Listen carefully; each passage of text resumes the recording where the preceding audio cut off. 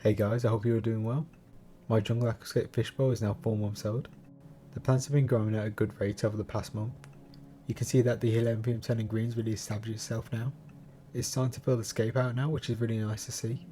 It's really helping to create that jungle kind of look I'm going for. But the bowl's starting to look a little bit messy right now, so I think it's time to do a little bit of maintenance on the bowl and clean it up. The first thing I'm going to start to do is siphon out the water from the fish bowl. I like to do this process in 2 stages. So firstly I'm going to remove about 25% of the water from the fish bowl, and then later on in the maintenance process I'll remove another 25% of the water from the bowl. I'll explain later on in the video why I do this process in 2 stages.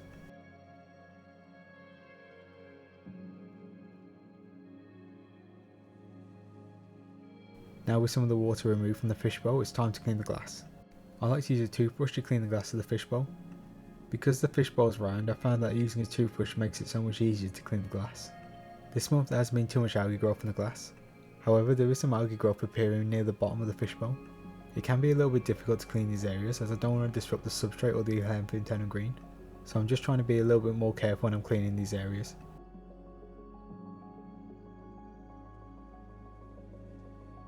Now it's time for me to trim back the Limnophila. This plant has been growing so quickly in my fish bowl. This is a really good sign as it means excess nutrients in the water column is being used up, which means there's also less excess nutrients for algae to use to grow. I found that this plant can grow several centimeters a day in ideal conditions, so if you're looking for a fast growing plant, definitely get some Limnophila.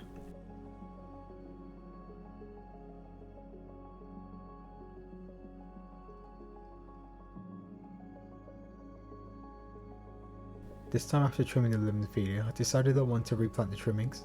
It's a little bit hard to see in this footage, but the stems have little roots sprouting out from them. If you can see the roots coming out the stems, you can replant them back into the substrate. Then after a few days you'll start to see the plant grow. By replanting these trimmings you can help to create more of a bushier look in the background of your aquascape.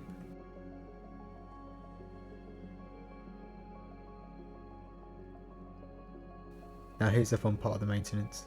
I'm going to be trimming the Helanthium green for the first time in 4 months. After 4 months I'm really impressed with how much this plant's grown. Considering I'm not adding any fertilisers or CO2, it's grown really quickly. At the moment it's roughly about 8 to 10 centimeters in length, so I thought it was time to neaten it up a little bit. I think next time I might not even trim it at all. It would be interesting to see how wild it will get if I left it untrimmed.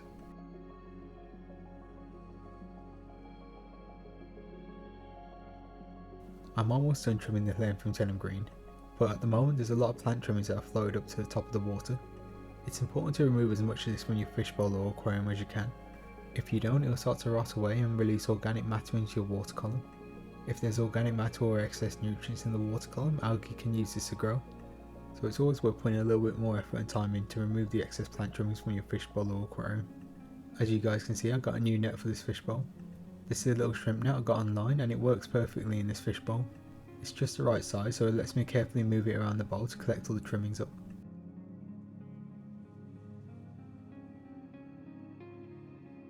I decided to do another trim past the Helanthium green. Also while I'm trimming the Helanthium green, I'm also trimming off some of the larger leaves of the Cryptocoryne Lucens. Since this plant is in the mid-ground, I don't want the leaves getting too tall. And again, as I'm going around trimming the plants, I'm removing all the excess plant cuttings.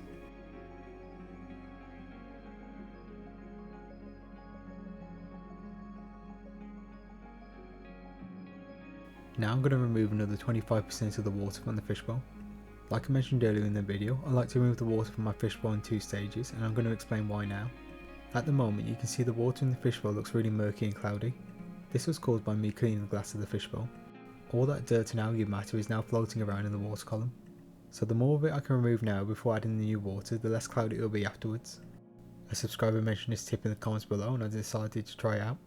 It worked really well and I even got clearer water afterwards too, and I decided to keep on doing it this way ever since.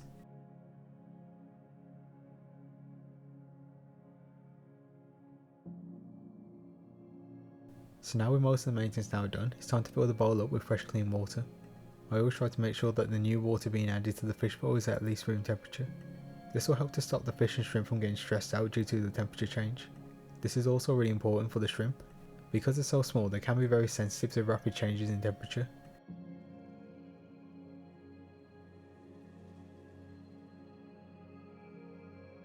I'm just going to give the bowl a quick wipe just to get rid of any excess water on it.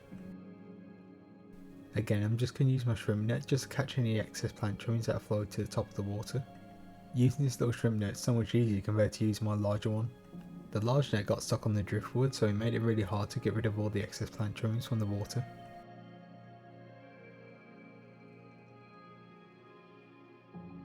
And that's all the maintenance now pretty much done.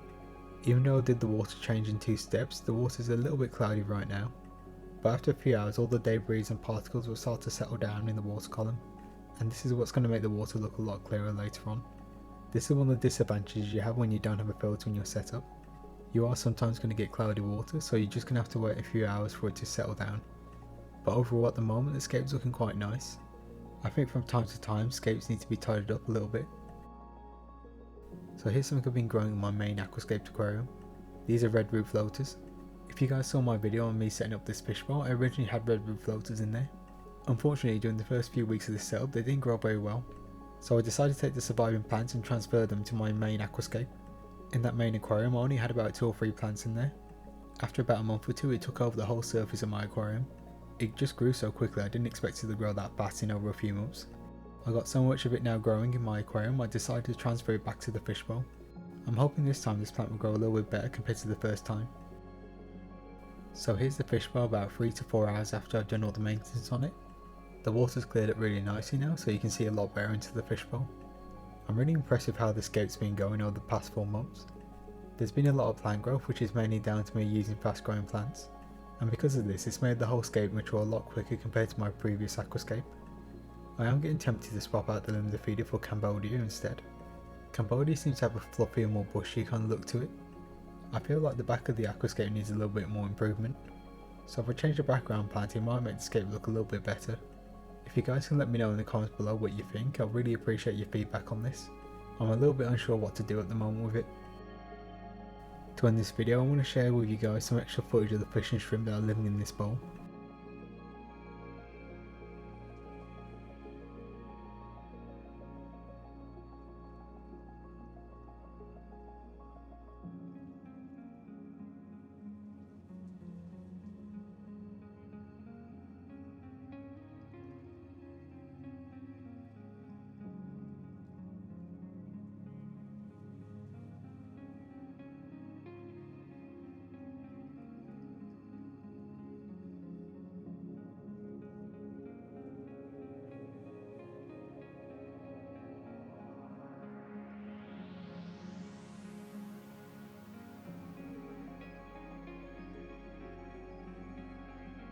So I hope you guys enjoyed this update on my jungle fish bowl aquascape.